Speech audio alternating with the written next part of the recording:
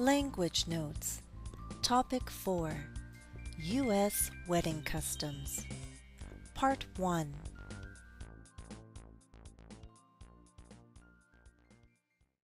Weddings can be truly beautiful, no matter how big or how small.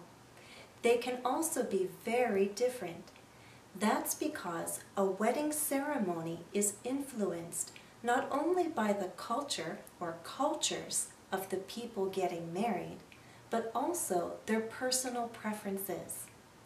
Some of you may already be married, and others may have no intention of ever getting married. However, weddings are common both in fiction and in real life. So the next time the topic of weddings comes up in English, I want you to be ready to understand and ready to talk. I should warn you that there is a lot of vocabulary related to weddings. I'll try to write only the most important vocabulary on the board. Let's start at the beginning with the marriage proposal.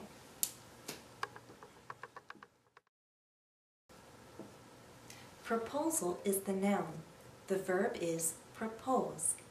Traditionally, a man proposes to a woman. He proposes marriage. It's our custom in the U.S. for the man to go down on one knee.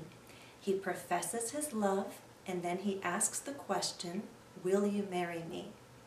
Hopefully the answer is yes. It's also our custom for the man to offer an engagement ring when he proposes. The engagement ring is a gold band with a diamond. The bigger the diamond, the more expensive the ring.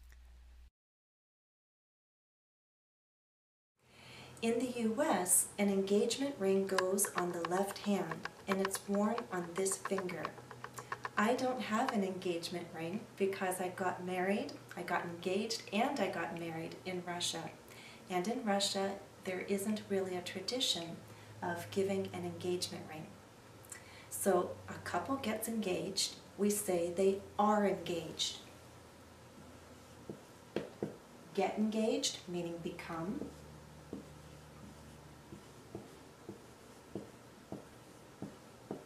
Now they are engaged. When a couple is engaged, they're promised to be married. They can refer to each other as their fiancé. He's my fiancé. She's my fiancé. There are two pronunciations. We can say fiancé or fiancée. Both are acceptable in the U.S. Now watch the spelling. Written this way, the word refers to the man.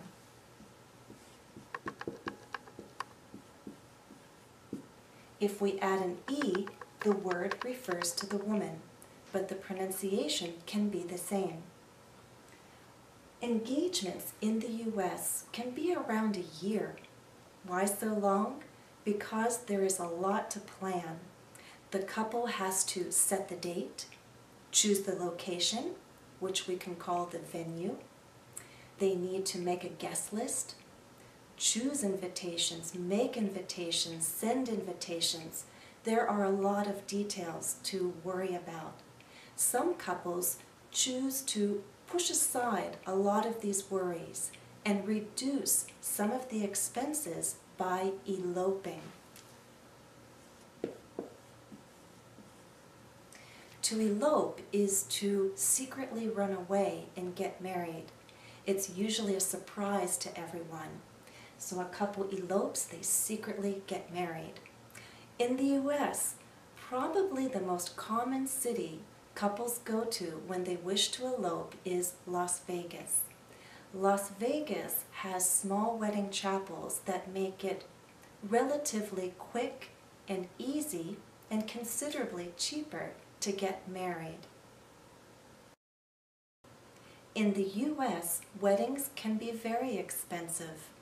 Traditionally, the bride's family pays for the wedding. Who is the bride? The bride is the woman getting married. The man is called the groom. Sometimes you'll hear the word bridegroom. So again, it's our custom for the bride's family to pay. However, today, sometimes the couple saves money and they pay for their own wedding. So new traditions are coming about. One of the biggest expenses of a wedding is the dress worn by the bride.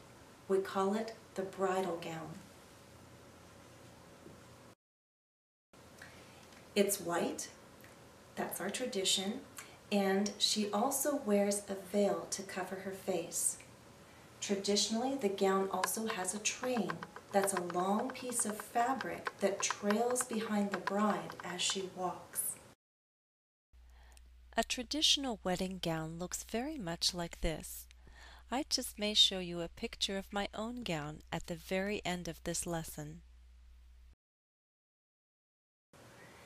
The bridal gown is not the only special piece of clothing.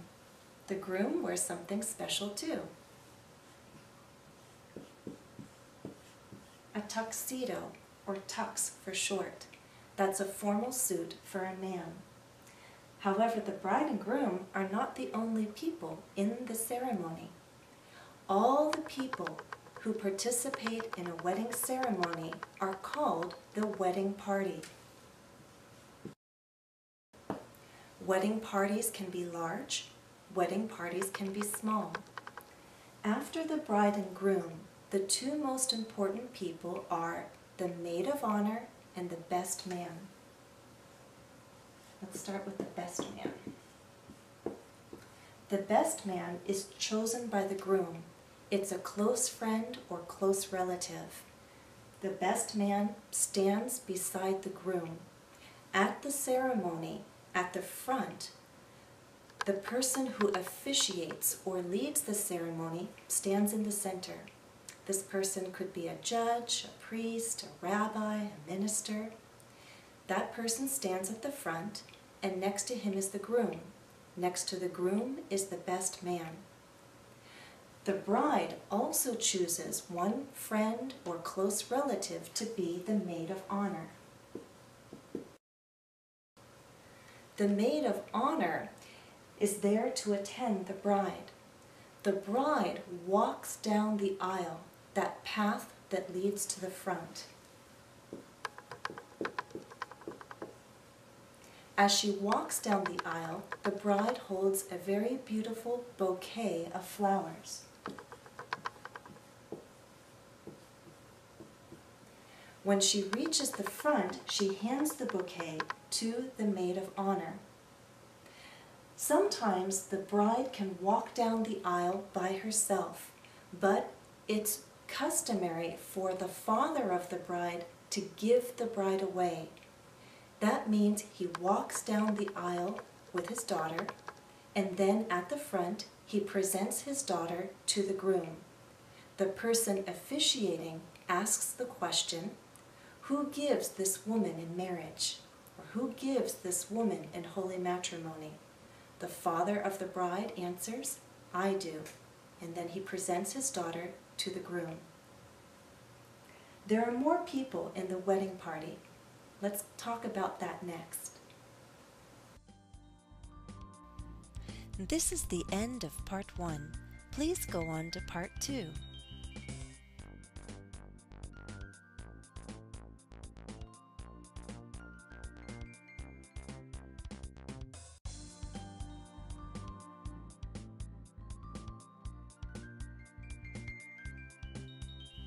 Please visit my website today at www.englishwithjennifer.com.